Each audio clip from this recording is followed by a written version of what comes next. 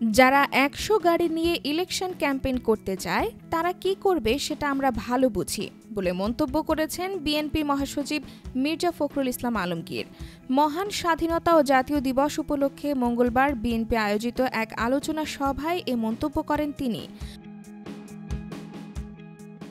ফখরুল বলেন, বিএনপি জনগণের সঙ্গে আছে, অতীতে ছিল, থাকবে। বিএনপি অবশ্যই জয়যুক্ত হবে ইনশাআল্লাহ। আমাদের নেতা তারেক রহমান বারবার নির্দেশ দিয়েছেন যে আপনাদের সঠিকভাবে ও সুন্দরভাবে চলতে, জনগণ যাতে আপনাদের ভালোবাসে সেই কাজগুলো করতে থাকুন। বিএনপি মহাসচিব বলেন, নির্বাচনের কোনো বিকল্প নেই, কারণ নির্বাচনের মধ্য দিয়েই আমাদের গণতন্ত্রে যেতে হবে। ডেমোক্রেসি ছাড়া আমরা মনে করি না যে আর কোনো সিস্টেম আছে যে সিস্টেম জনগণের কল্যাণ করতে পারে। আজকে নতুন করে ষড়যন্ত্র শুরু হয়েছে যাতে এই প্রক্রিয়া পিছিয়ে যায়, বিলম্বিত হয়, অন্য কারো সাহায্য করা যায় এবং দেশে একটা নৈরাজ্য সৃষ্টি করা যায়, সেই কাজগুলো শুরু হয়েছে।